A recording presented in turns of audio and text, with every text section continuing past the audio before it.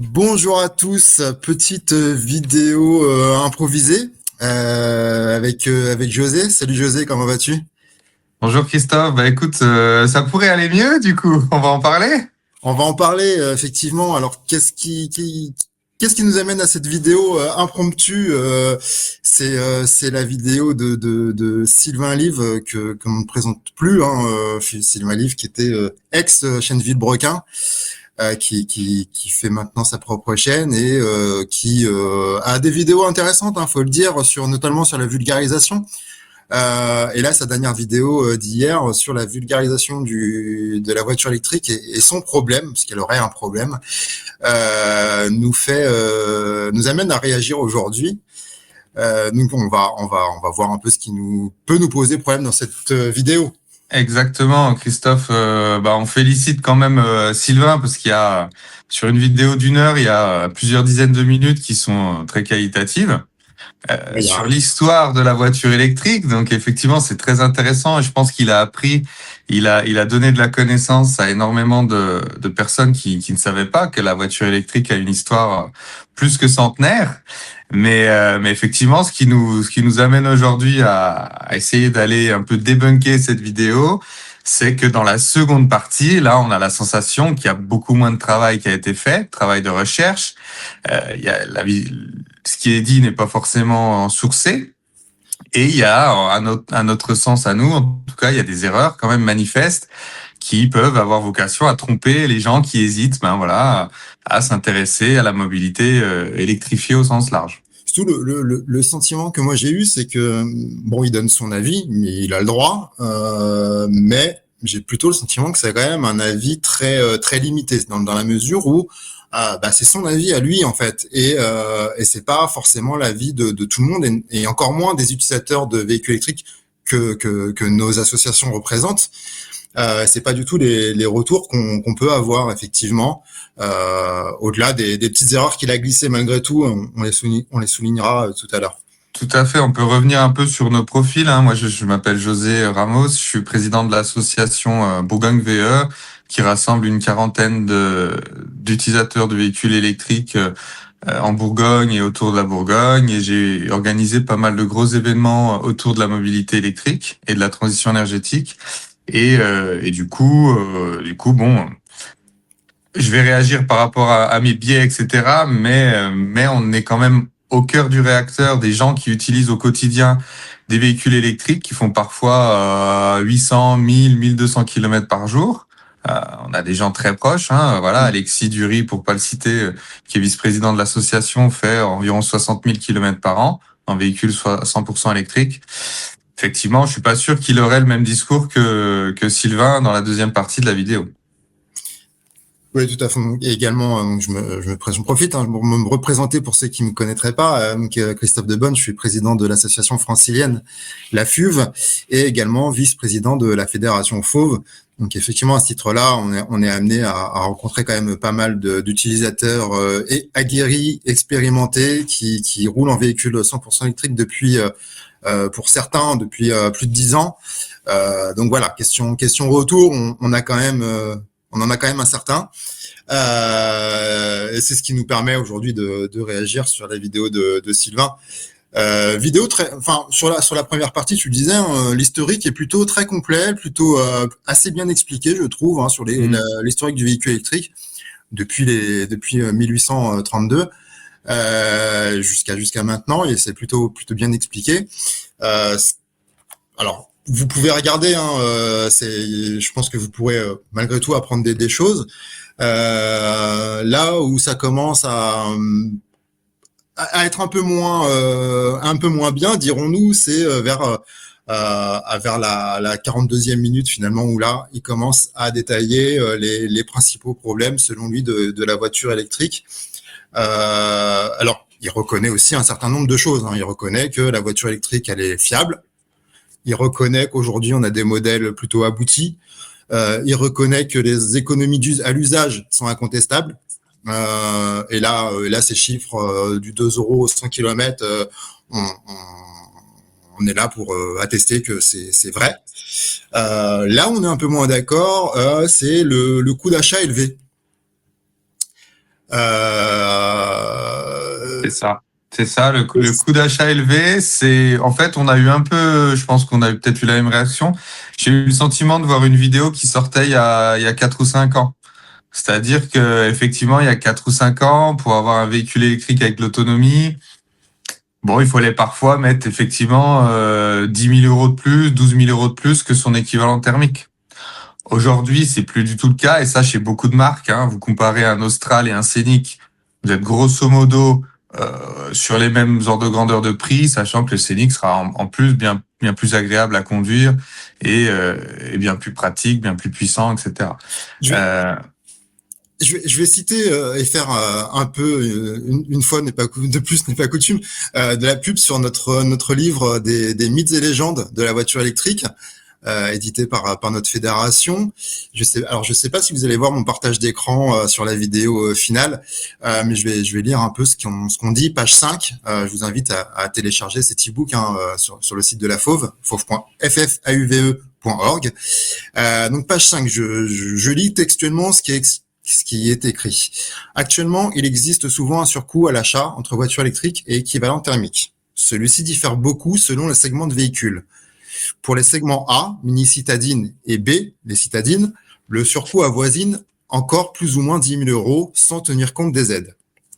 Pour les plus grandes voitures, le constat est très différent. Les véhicules du segment C, c'est-à-dire les berlines compactes, étaient en moyenne de 4% plus chers que leur équivalent thermique. Et celles du segment D, les berlines dites familiales, étaient même 4% moins chères, principalement en raison de la politique de prix très agressive de Tesla. Les constructeurs ont moins investi sur les segments A et B, qui constituent pourtant les 2 tiers du marché automobile. Cela change toutefois rapidement avec l'arrivée de nouveaux modèles comme la R5 ou le Hyundai Inster. Si les particuliers regardent surtout le coût d'achat, il faut toutefois raisonner en coûts globaux comme les entreprises. Or, en intégrant tous les coûts, une voiture électrique permet d'économiser plus de 1 500 euros par an. En incluant les différentes aides, l'achat d'un véhicule électrique de segment B peut ainsi être amorti en 3 ans. Donc, effectivement, on reconnaît que sur certains segments, les véhicules électriques restent plus chers à l'achat, mais que c'est de moins en moins vrai, puisque sur le segment D, les berlines familiales, on arrive même à avoir des modèles moins chers que l'équivalent thermique. Moi, le modèle qui me vient en tête, parce que c'est le modèle le plus répandu, je pense, aujourd'hui dans les voitures électriques, c'est la Tesla Model Y qui commence aujourd'hui à 33 000 euros. Moi, j'aimerais bien que Sylvain nous dise ce qui nous conseillerait en équivalent thermique moins cher que ça. Et encore, on n'a même pas parlé du marché de l'occasion, José. C'est ça, c'est ça. C'est ce qui est un peu gênant avec cet argument qui revient toujours, c'est à se demander parfois si les personnes comme Sylvain, qu'on peut qualifier d'influenceurs, vont parfois dans les concessions des marques généralistes. Voilà, aujourd'hui le moindre équivalent 3008, T-Roc, etc. On n'est pas du tout sur 25 000 euros le produit. On n'est pas du tout sur ces ordres de grandeur-là, sachant qu'on va être sur des véhicules qui vont consommer entre 5 litres et demi et 7,5 litres au 100. Donc en fait, effectivement, quand on compare le coût total de possession et d'usage, bon, effectivement, très souvent, la mobilité électrique reviendra moins cher. Moins cher pour, et je le répète, pour des véhicules qui seront souvent plus puissants, avec plus de fonctionnalités. Hein. Le préconditionnement de l'habitacle n'existe pas forcément dans la mobilité thermique. Et ça, c'est quelque chose qui est plébiscité par les nouveaux utilisateurs de véhicules électriques.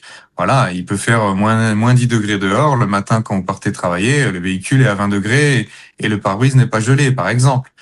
Voilà, donc en fait, c'est vrai que c'est un petit peu gênant de toujours ramener cet argument-là, et il devient de moins en moins vrai. Et même comme tu l'as dit, même dans les citadines avec l'arrivée de l'ID Polo, ça sera également le cas, parce qu'une une Polo aujourd'hui thermique bien équipée, on n'est pas du tout à 18 ou 19 000 euros. Ça n'a rien à voir avec ça. Non, effectivement.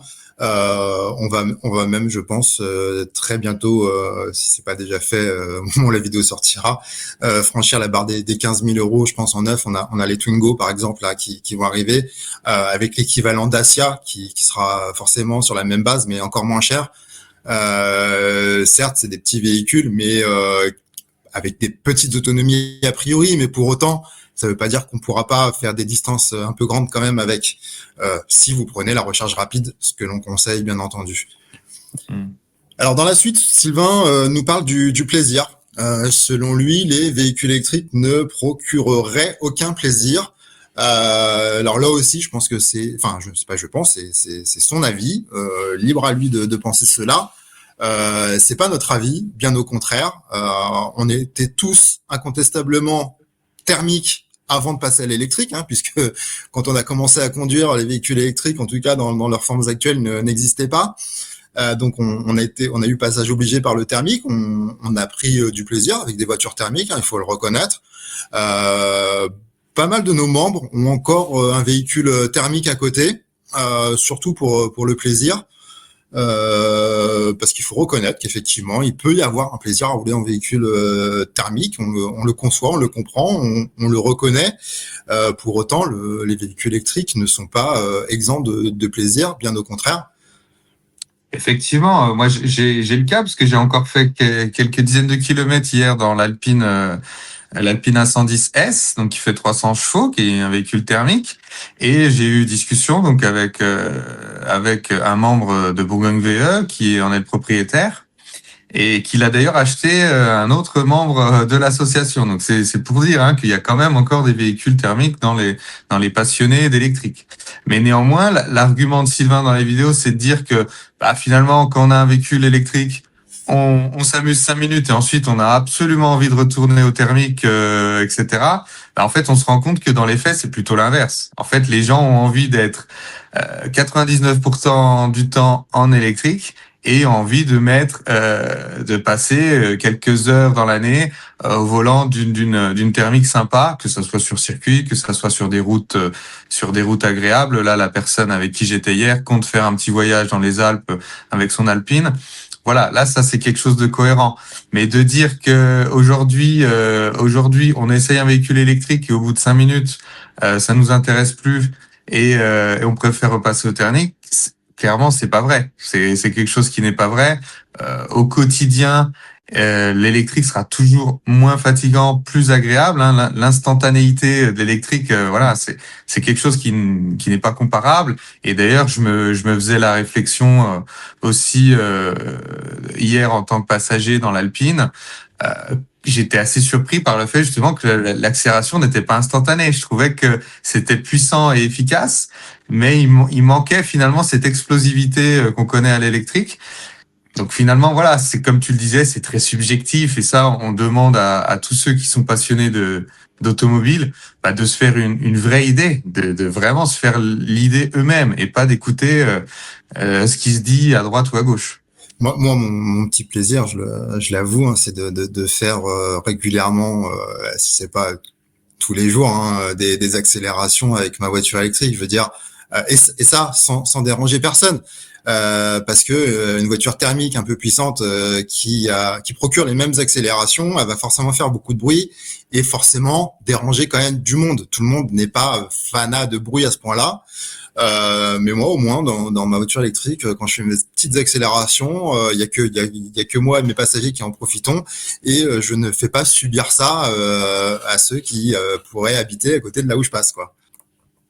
Alors ensuite, là où ce que nous dit Sylvain, c'est il le reconnaît et nous aussi, c'est que effectivement les voitures électriques, au fur et à mesure de leur vie, de leur kilométrage, perdent en capacité de batterie. Ça, c'est un phénomène connu et reconnu. On sait qu'une batterie qui a 400, 500, 600 km d'autonomie lors de sa sortie d'usine, elle en aura un peu moins, de moins en moins au fur et à mesure de sa vie. Pour autant, première erreur de Sylvain à mon sens, c'est qu'il parle une perte environ 10% à 200 000 km. Là, nos chiffres sont à peu près les mêmes. C'est ce qu'on peut remarquer sur nos expériences. Cette perte-là, il y a d'ailleurs des études qui montrent ce même chiffre. Là où on est moins d'accord, c'est qu'en fait cette perte, elle est pas linéaire. Et ce que semble dire Sylvain, malgré tout, c'est que lui, il parle de perte de 20% à 400 000 km. Bah non, Sylvain, je suis désolé, t'as dit une connerie là. c'est pas parce que ta voiture elle a perdu 10% sur les 200 000 premiers kilomètres qu'elle va perdre encore 10% sur les 200 000 kilomètres suivants. Tout simplement, la perte, elle est pas linéaire en fait. Et ça aussi, c'est démontré par de nombreuses études. La perte, elle est essentiellement sur effectivement les 100 000 premiers kilomètres. On peut perdre peut-être 7%, 6-7%. Et puis ensuite, la perte, elle est beaucoup plus douce. Et finalement, après, je pense que si on estime qu'à 200 000 km, tu as perdu 10% d'autonomie, peut-être que tu n'en auras perdu que 15 à 400 000 km. Et ainsi de suite. Donc, vous voyez que ça, finalement, c'est beaucoup plus doux que ce que Sylvain semble le dire. Malgré tout, 400 000 km, hein, ça reste un kilométrage très élevé, même surtout pour les thermiques, j'ai envie de dire. Exactement, exactement.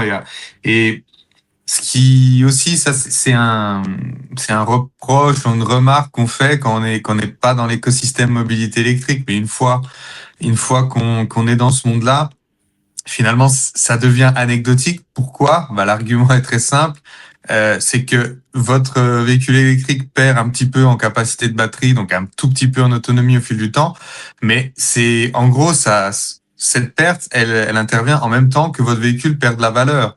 Donc, ça paraît à peu près logique qu'un véhicule qui coûte, je sais pas, 45 000 euros neuf, par exemple, bah, quand il a quelques années et qu'il coûte plus que 15 000 euros sur le bon coin, il est forcément un tout petit peu moins performant, un tout petit peu moins d'autonomie, un tout petit peu plus abîmé en termes de carrosserie, d'intérieur. C'est de la logique pure. Ça, de toute façon, voilà. Et encore une fois, si on était sur une dégradation à, je sais pas, à 15 ou 20% tous les 100 000 kilomètres, ça serait un argument massu.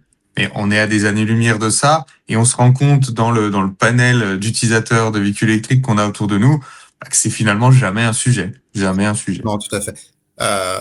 Et d'ailleurs, moi, il faut quand même reconnaître sur ce qu'a pu dire Sylvain, c'est qu'il reconnaît également que sur les véhicules thermiques, cette perte-là existe aussi. Et ça fait du bien de l'entendre de la part de quelqu'un comme Sylvain.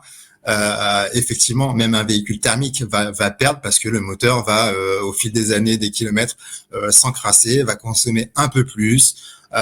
Mais voilà, c'est effectivement, c'est quelque chose qu'on ne perçoit pas forcément, et de la même façon qu'on ne percevait pas sur les modèles thermiques, à moins d'être très attentif, finalement, on le perçoit pas non plus sur les modèles électriques. On ne peut pas parler véhicule électrique sans parler d'écologie, puisque c'est un peu ça qu'on vend avec le véhicule électrique. On le vend. Ça peut être un tort d'ailleurs, hein, de le vendre comme un véhicule écologique. Le débat existe et a raison d'exister. Donc là, Sylvain met en avant ces chiffres-là aussi. Il reconnaît que la voiture électrique est plus écologique que la voiture thermique. Ça, on est tous d'accord là-dessus. Là aussi, c'est démontré par un certain nombre d'études. Il démontre aussi que, et c'est ce qu'on subit, enfin, c'est ce que ceux qui roulent en thermique subissent en ce moment, c'est l'indépendance énergétique. Le fait de rouler à l'électrique, l'électricité, on sait la fabriquer sur notre territoire, en France. On sait même la fabriquer chez nous, sur nos toits, via les systèmes photovoltaïques, hein, qui sont de moins en moins chers et de plus en plus faciles à installer. Donc là, effectivement, indéniablement, le véhicule électrique nous permet d'avoir une certaine indépendance énergétique. Et il y a aussi un problème entre guillemets dans la vidéo de Sylvain, je trouve, c'est le manque de vision sur l'inertie du monde industriel. C'est-à-dire de dire ah oui, aujourd'hui en France effectivement la mobilité électrique a moins d'impact parce qu'on est beaucoup dans le nucléaire, etc. Peut-être, mais à un moment donné, c'est le chien ou le chat qui se mord la queue. C'est-à-dire qu'il faut bien commencer quelque part. C'est-à-dire un pays qui aujourd'hui n'aurait pas forcément beaucoup de nucléaire, qui serait encore beaucoup, voilà, sur des énergies fossiles, je ne sais pas, pour produire de l'électricité. Bah, si finalement il arrive rapidement avec un parc de véhicules électriques, bah, ça sera d'autant plus rentable et d'autant plus simple d'installer des productions d'énergie renouvelable pour faire rouler du coup ce parc-là. Mais à l'inverse, nous en France, ça a été l'inverse. On a déjà, on va dire, on a beaucoup d'hydroélectricité, on commence à avoir beaucoup d'éoliennes et de photovoltaïques, et on a énormément de nucléaire. Donc on est un pays dont l'électricité est peu carbonée. Mais finalement, nous, la mobilité électrique vient dans un second temps. Mais les deux fonctionnent parfaitement. Parce qu'on est dans un système industriel qui a énormément d'inertie. Vous installez pas 20 centrales nucléaires en quelques jours, et vous changez pas la moitié du parc automobile d'un pays, on va dire, entre grosses guillemets, développé, en quelques jours non plus. C'est quelque chose qui va prendre à chaque fois 5, 10, 15, 20, 30 ans, 40 ans en fonction de ce qu'on considère. Donc il faut l'avoir en tête. Et dans la vidéo, c'est un petit peu trompeur en disant oui, bon, aujourd'hui ça se passe bien en France, mais quid des autres pays? Ben en fait, les autres pays, finalement, on est tous un peu dans la même situation. Il faut bien commencer quelque part, et on se rend compte que la mobilité électrique, c'est un élément qui est finalement pas si complexe que ça à mettre en pratique. Et que voilà, peu importe le pays, finalement, ça va faire sens, que ça soit tout de suite ou alors dans quelques mois ou dans quelques années.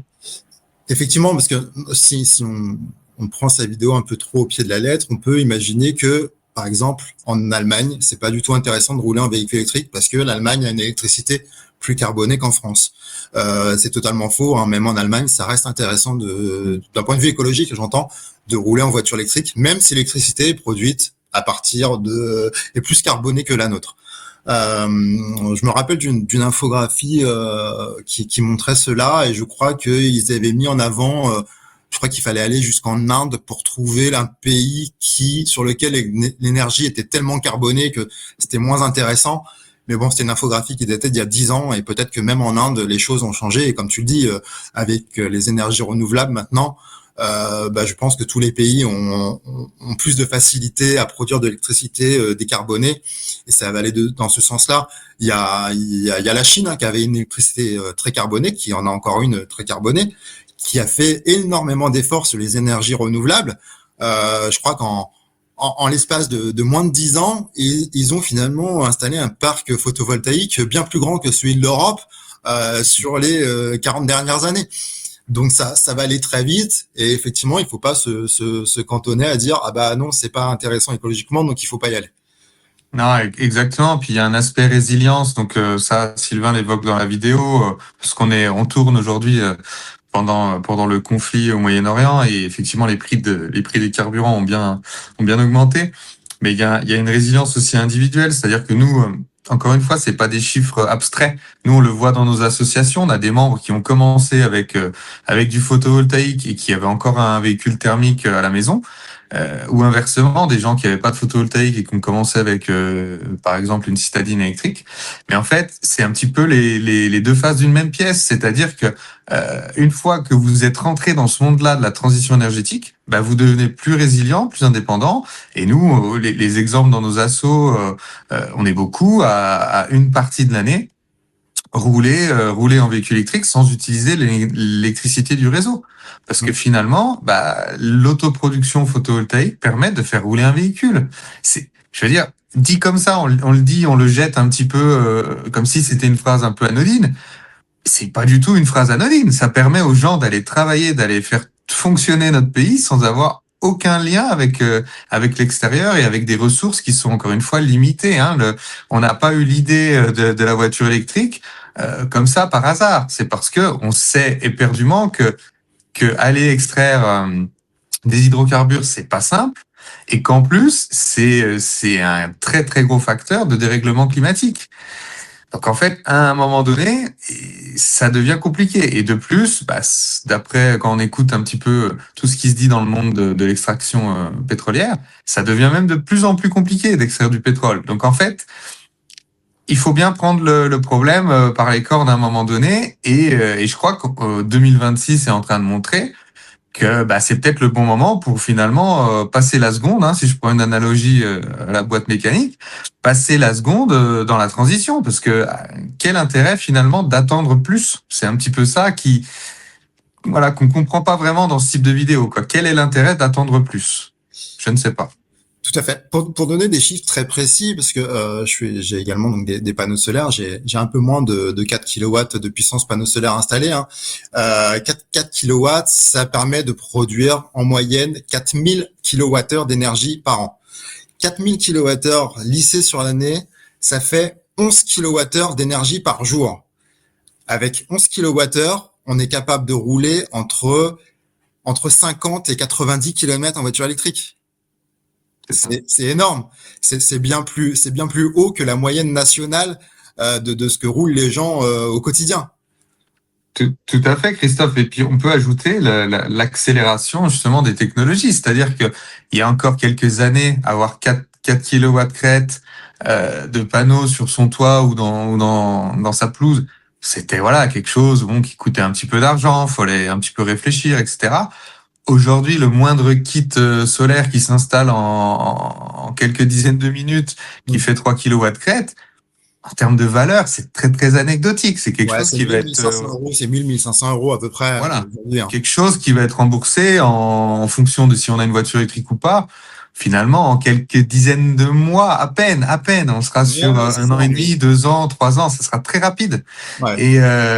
Et du coup, ensuite, on va rouler avec une énergie qui aura un impact très faible et en plus qui sera local, quoi, qui vous apportera de la résilience. Donc, enfin voilà, c'est ça aussi, c'est pas mis en valeur. Ça, il y a quand même certaines remarques en disant que la vidéo est effective, on va dire aujourd'hui début 2026, mais même sur la plupart des arguments, c'est pas vrai. C'est la vidéo est déjà en retard, on va dire de 4-5 ans.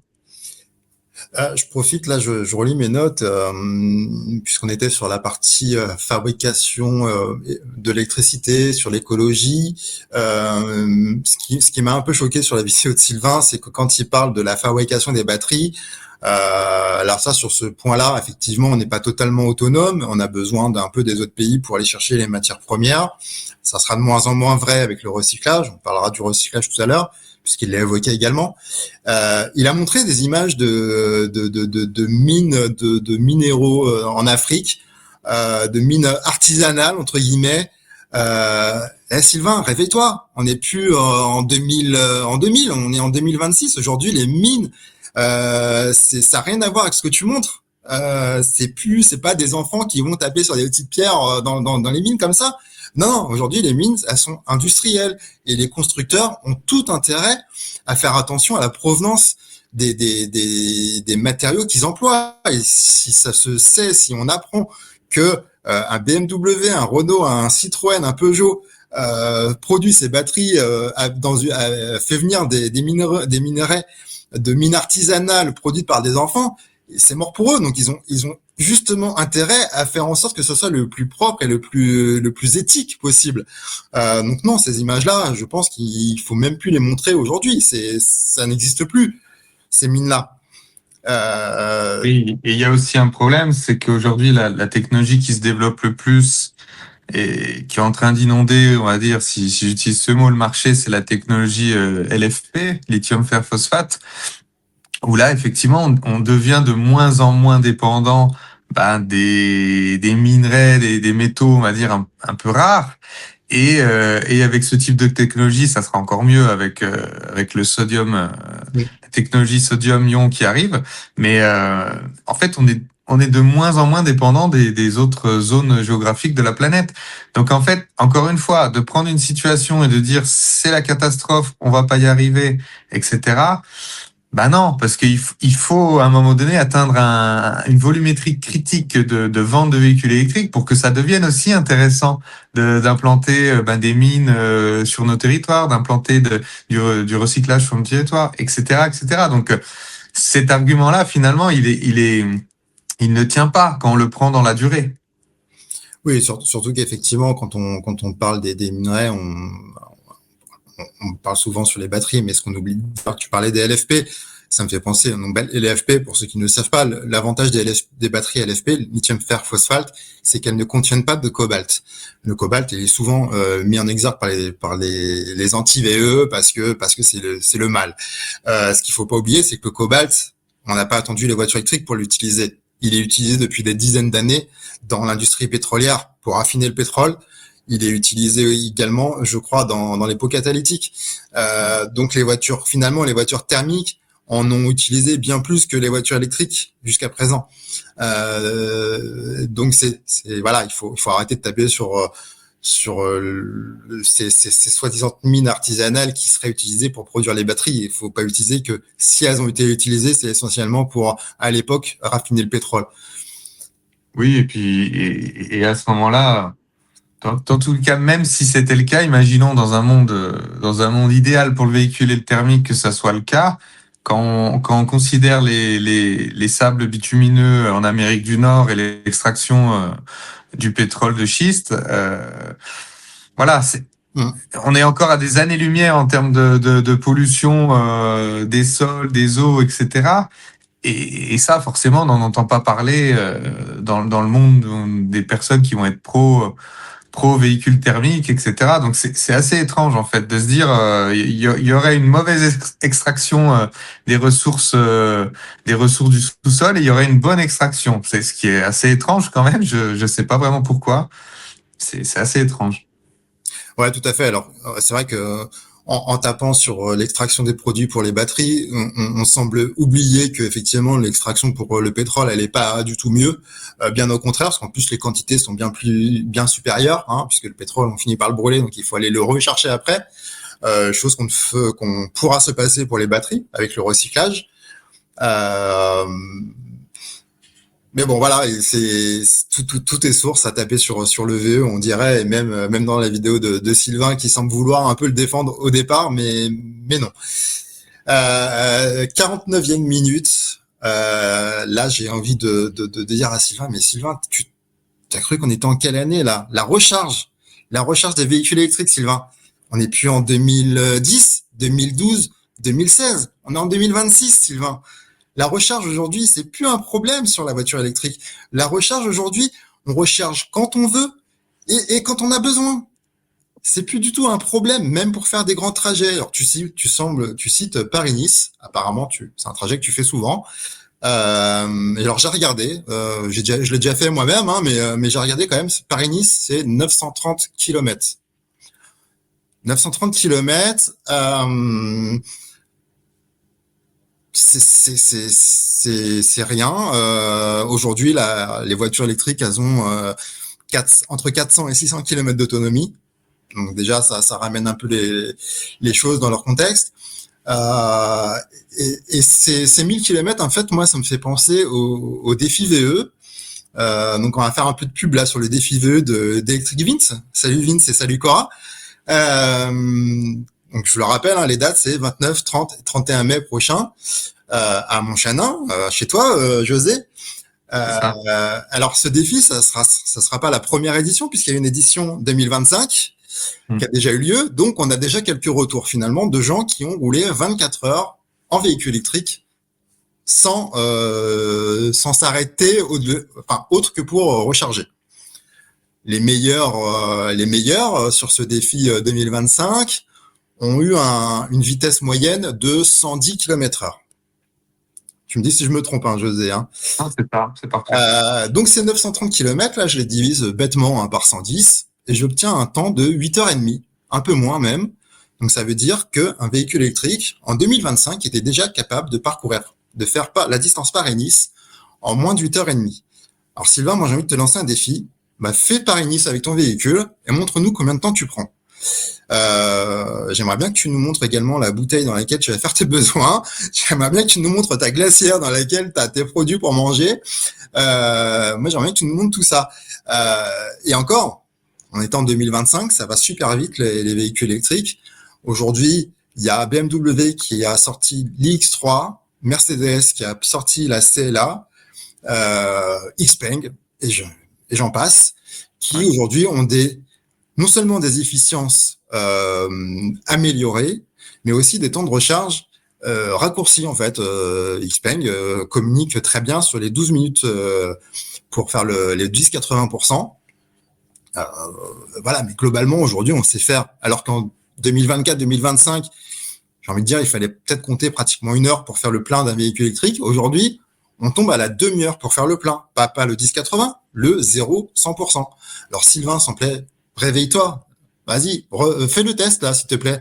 Toi, avec tous tes abonnés, j'imagine qu'on va facilement te prêter un véhicule électrique. Demande à Mercedes, demande à BM de te prêter un véhicule électrique et fais le test, s'il te plaît. On est prêt à t'accompagner avec José. On est prêt à monter avec toi pour te donner tous les trucs et astuces pour rouler. Non, c'est possible de le faire dans un temps correct et en toute simplicité, puisque apparemment, selon toi, les bornes sont en panne. Les bornes, on ne les trouve pas. Non, aujourd'hui, Sylvain, on est en 2026. Des bornes de recharge rapides et il n'y en a plus que des stations essence. Regarde ça. Exactement. Exactement, Christophe. Enfin, c'est vrai que c'est un peu nous on est bien placé pour en parler parce qu'on participe aux animations autoroutes via la Fauve où on est situé sur des stations de recharge pendant les week-ends en tension. Les week-ends en tension, si on caricature, c'est le week-end du 15 août en gros. Euh, voilà, et on voit les gens, les utilisateurs, parfois les nouveaux utilisateurs de véhicules électriques, utiliser les stations de recharge sur autoroute et donc s'arrêter pour recharger, continuer leur trajet, s'arrêter pour recharger, etc. Et en fait, on se rend compte qu'il y a quelque chose qui est en train d'émerger de plus en plus, c'est que la voiture recharge plus vite que son pilote.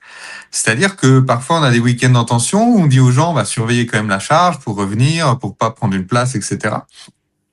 Et en fait, on se rend compte effectivement que les gens ont du mal à revenir au bon moment parce qu'ils ont besoin de passer par les toilettes, ils ont besoin d'acheter quelque chose à manger, ils ont besoin de marcher un peu pour se reposer, etc., etc. Et ça devient de plus en plus fréquent d'avoir des gens qui reviennent et le véhicule est totalement rechargé parce que tout simplement, ils ont besoin de s'arrêter. Donc c'est cet argument de dire, parce que je crois que c'est ça qui est évoqué dans la vidéo, aujourd'hui voyager en électrique, ça reste un peu une tannée, ça reste compliqué, etc. En fait, si vous respectez votre corps, si vous respectez les préconisations de la sécurité routière, en fait, on se rend compte que c'est pas du tout vrai, tout simplement. Oui, voire même, on voit des gens s'arrêter avec encore 60-70% d'autonomie. Et on leur dit, mais vous craignez d'être à court? Non, non, c'est juste que j'ai envie de m'arrêter, j'ai envie d'aller aux toilettes. Et donc forcément, la personne profite de ce temps pour faire un petit complément de sa batterie, ce qui est normal. Alors, je cite les termes de Sylvain. Super cher, compliqué ou en panne.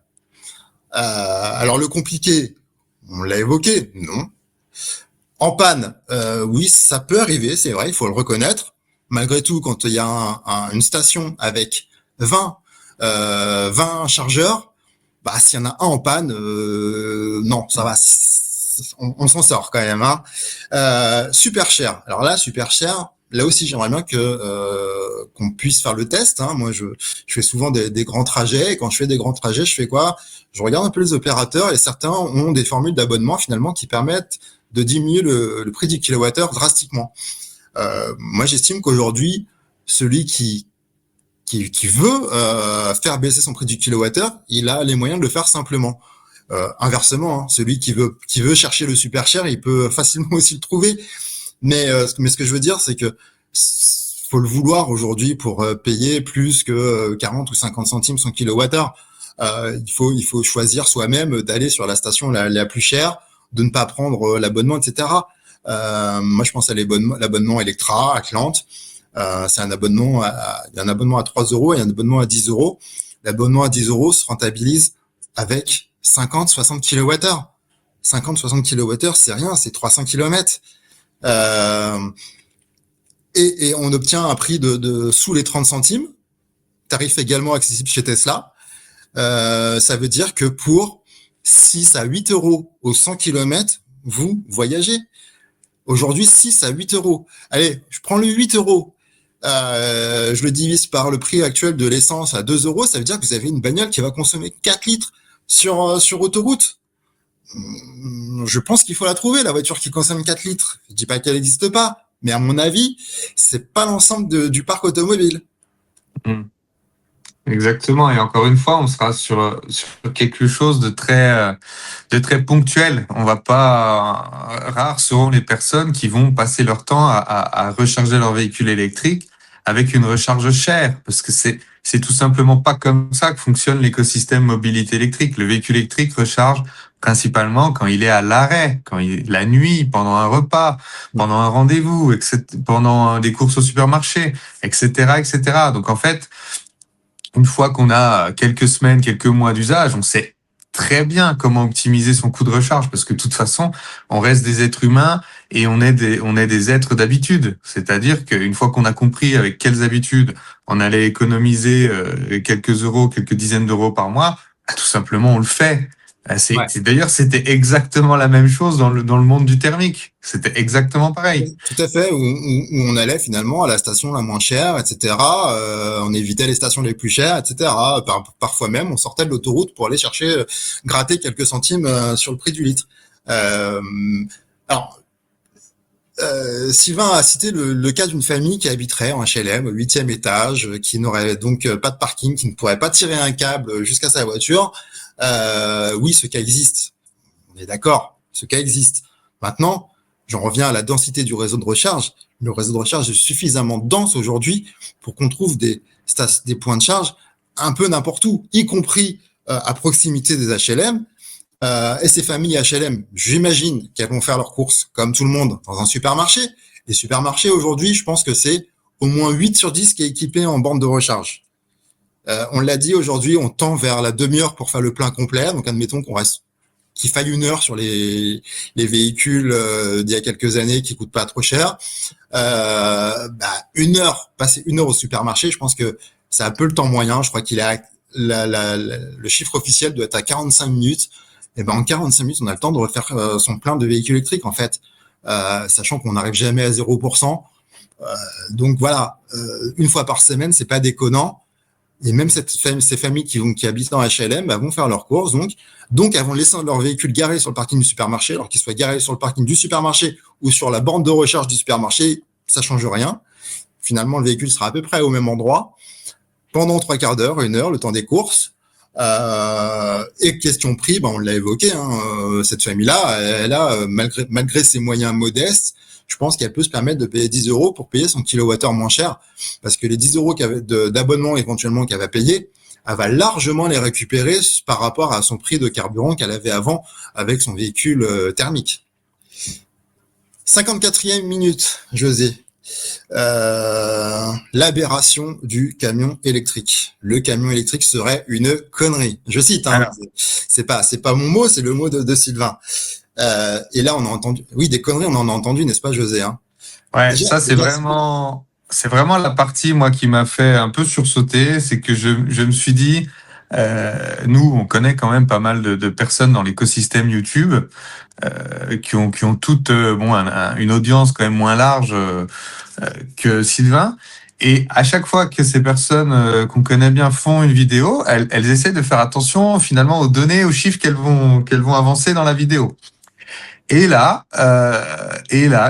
donc ça m'a touché parce que c'est un sujet qui me plaît particulièrement, hein, les camions, parce que j'habite à côté d'une route très passante en termes de camions. C'est le camion électrique qui apparemment serait une bêtise, n'aurait aucune autonomie, n'aurait aucun avantage, etc., etc. Et là, je me dis, c'est quand même à chaque fois étrange. Étrange. Pourquoi la voiture électrique, ça y est, a fait ses preuves, et le camion, finalement, dans toute l'histoire de l'humanité, dans les dizaines, centaines, milliers, centaines de milliers d'années, je ne sais pas de l'histoire qui nous reste, ne pourra pas passer ces véhicules pour transporter des marchandises à l'électrique. Je trouvais ça étrange, sachant que nous, on est passionnés par ça et on tombe dans sa vidéo sur des données assez étranges. Alors déjà, le terme, je pense que ça nous a tous fait sourire un petit peu jaune, 780 kilowatts de batterie, alors que du coup, Christophe, je te laisse continuer. Comment est-ce qu'on doit dire? il y a déjà une première grosse connerie, hein. Sylvain, des kilowatts, ce n'est pas une capacité des kilowatts, c'est une puissance. Donc déjà, première erreur. Si tu veux parler de capacité, Sylvain, tu parles de kilowatts-heure. Donc, admettons que ce soit 780 kWh de batterie, tu dis que c'est pour faire 200 km. Ça voudrait dire que c'est 390 kWh pour 100 km. Mais t'es margeau ou quoi? T'es barjot? Non. Alors j'ai été chercher parce que je me suis dit, non, t'as pas pu faire une aussi grosse bêtise, la dire, en tout cas. Donc j'ai été chercher et j'ai trouvé quoi? J'ai trouvé le camion Mercedes, le e-Stratos, hein, je crois, qui a été élu camion électrique de l'année 2025. Et ben ce camion consomme 111 kWh au 100.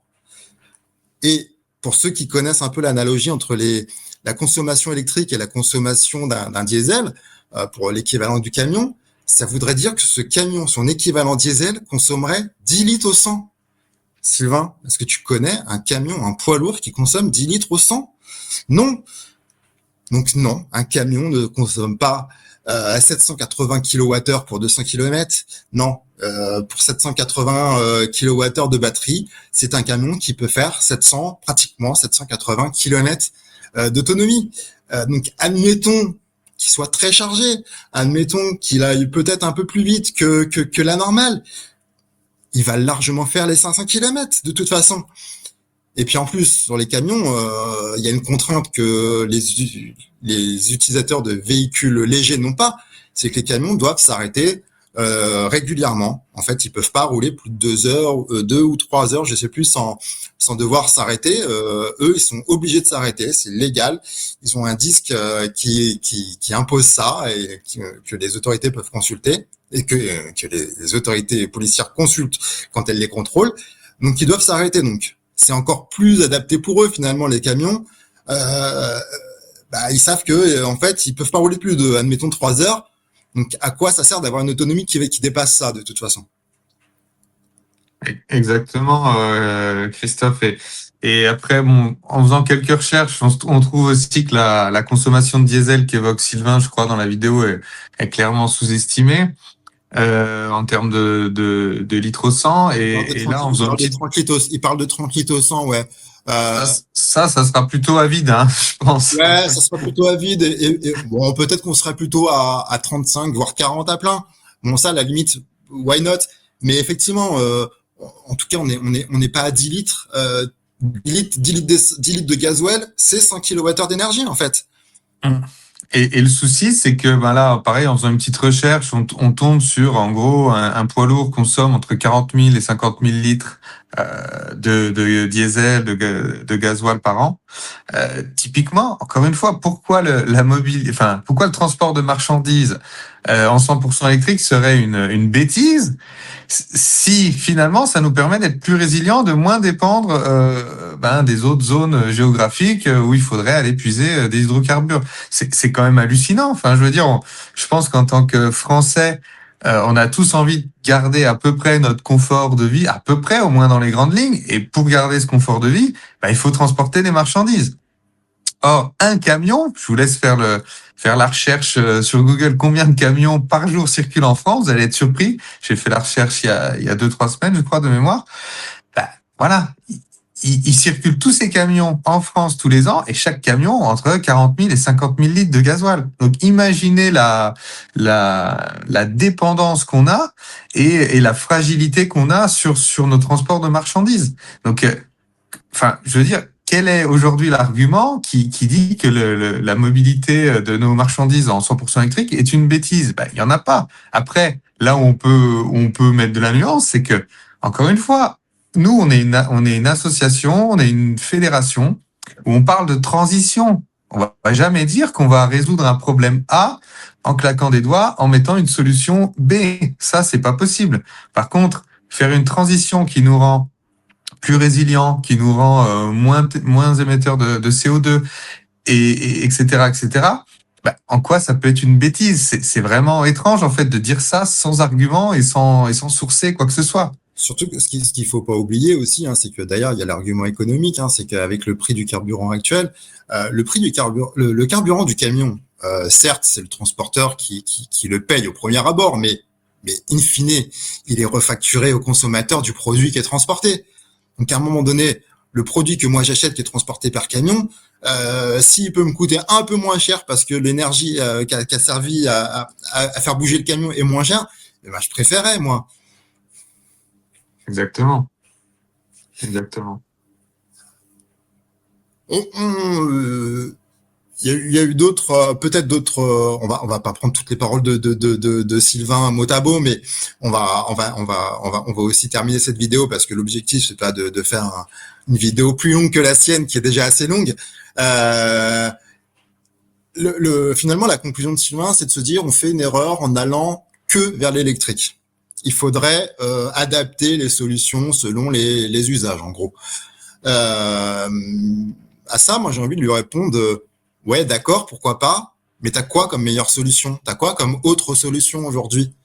Je conçois que l'électrique, la mobilité électrique n'est peut-être pas la solution, hein, L majuscule à A majuscule, mais il y a quoi comme meilleure solution aujourd'hui, en 2026?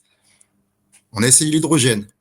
On a vu que finalement, c'était pas si terrible. Beaucoup y sont revenus, beaucoup ont arrêté. Je pense au taxi Hype qu'on arrêté parce que finalement, ils se sont rendus compte que ça coûtait très cher à produire. L'hydrogène, c'est pas aussi vertueux qu'on le dit. Ça existe, mais c'est compliqué à produire. L'hydrogène, on va en avoir besoin pour l'industrie, pour décarboner l'industrie.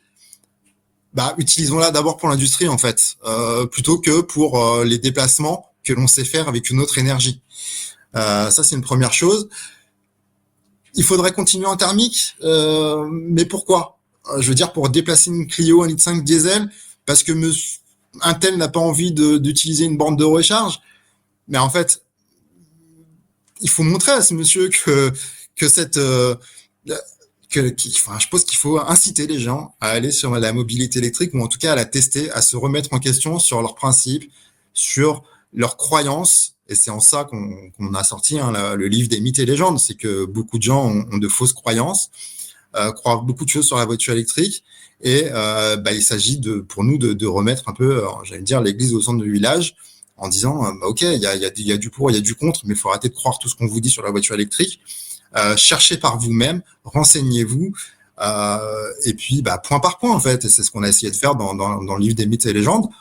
On a essayé de démonter tous les mythes un par un en allant chercher les sources. Les sources sont indiquées dans le livre des mythes et légendes. Hein, vous pourrez voir par vous-même. Voilà, merci José. Donc, je le rappelle, hein, là tu as l'édition papier qui est commandable sur la Fnac, sur Amazon, qui est également commandable chez votre libraire, sachez-le. Mais vous pouvez également le télécharger gratuitement sur le site fauve.org. Ouais. Est-ce qu'on peut ajouter toujours, Christophe, pourquoi nous on estime qu'on a une petite légitimité, je mets des très grosses guillemets à légitimité et à petite, parce que forcément, voilà, on vous dit ça, mais on pourrait vous dire l'inverse. Mais allez vérifier par vous-même. Typiquement, je recite encore Sylvain qui parle du Cybertruck. Moi, je suis monté dans un Cybertruck. J'ai roulé dans un Cybertruck avec des gens qui actuellement, les cyberlocaux, sont en train de faire le tour du monde en Cybertruck. Donc j'ai pu constater combien consommait le Cybertruck, quelles étaient ses capacités, est-ce que maintenant je les suis sur les réseaux, etc. En fait, encore une fois, pour avoir l'équivalent, faire la même chose qu'ils font dans tous les pays du monde, faire le tour du monde, rencontrer toutes les populations avec un équivalent thermique, ils auraient juste une consommation d'énergie qui serait en gros, je sais pas, entre 5 et 6 fois supérieure, en gros. Donc, quel intérêt de dire oui, ça c'est bien, ça c'est pas bien, si factuellement un produit est meilleur que son équivalent d'une autre énergie ou d'une autre marque ou d'une autre je ne sais quoi. Il est sans doute intéressant, mais ça vous demande de passer du temps à essayer de comprendre le produit, essayer de comprendre la technologie. N'ayez pas c'est ça qui est désagréable pour nous quand on voit une vidéo comme ça d'un influenceur qui a autant d'abonnés, c'est que ne prenez pas ce que vont vous dire les gens pour argent comptant. Vivez les choses. Vous voulez savoir si je sais pas, une Tesla c'est mieux qu'une MG, une MG c'est mieux qu'une Renault, etc. Vous voulez comparer, avoir des connaissances, passez-y du temps. Allez expérimenter par vous-même les choses. Parlez avec des propriétaires, montez dans les véhicules, conduisez les véhicules, etc. Et c'est pour ça qu'on estime que ce qu'on essaye de vous dire depuis le lancement de la vidéo, ça a un petit peu de sens, parce que nous, justement, on vient de ce monde-là du thermique, et ça nous a pris du temps pour comprendre cet écosystème et l'électrique, et essayer d'avoir une espèce de vision de vers où on va.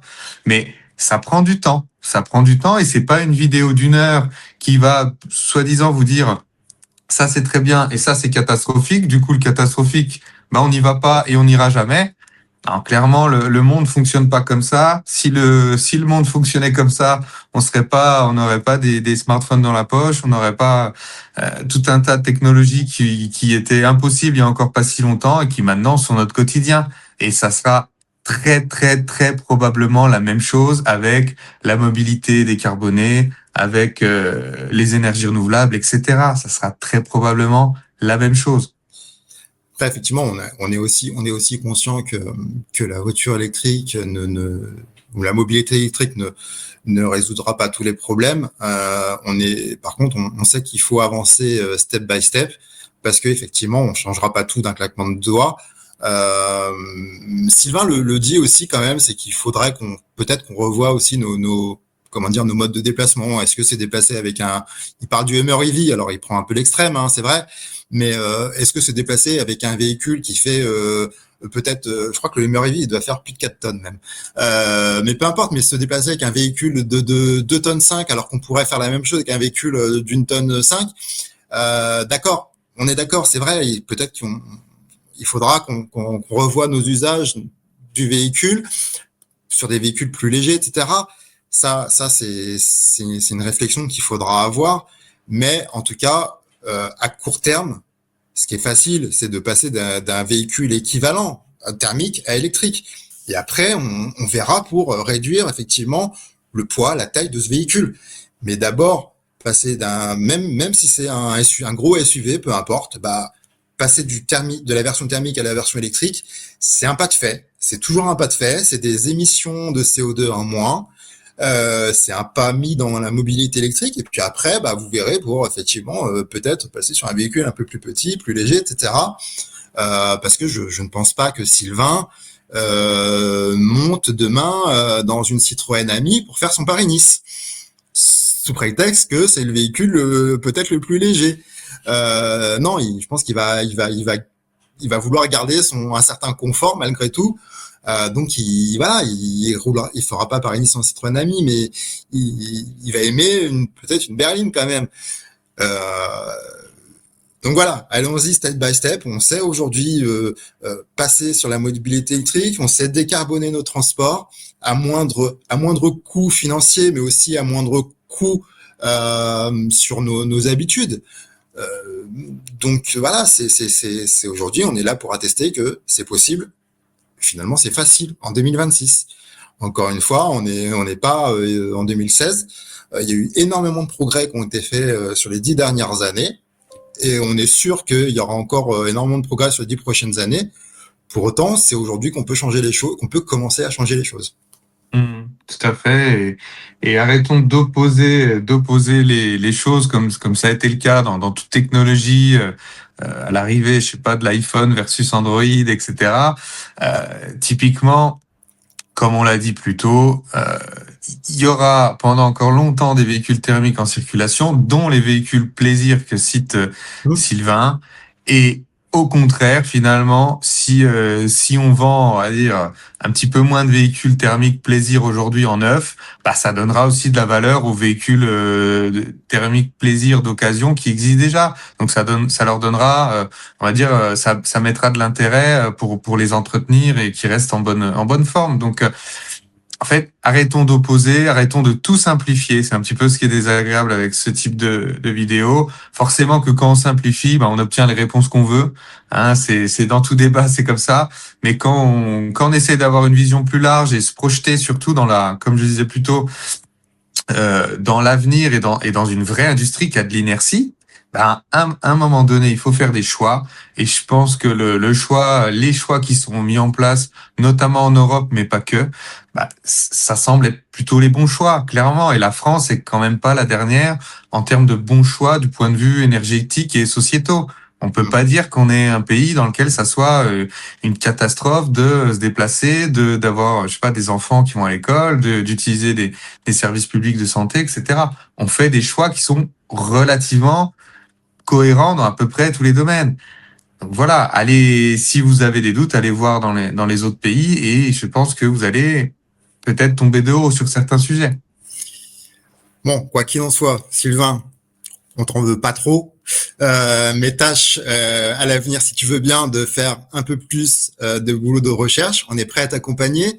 Et peut-être, si tu le veux bien, bah, viens nous voir à Montchalin les 29, 30 et 31 mai prochains. On t'accueillera avec plaisir et éventuellement on t'embarquera avec nous au moins sur quelques kilomètres pour te montrer comment ça se passe et puis pouvoir discuter avec toi. Sinon à tous, bah, j'espère que la vidéo n'a pas été trop longue. Je pense qu'elle l'a été un petit peu, mais il y avait beaucoup de choses à dire quand même, hein, n'est-ce pas, José? C'est ça.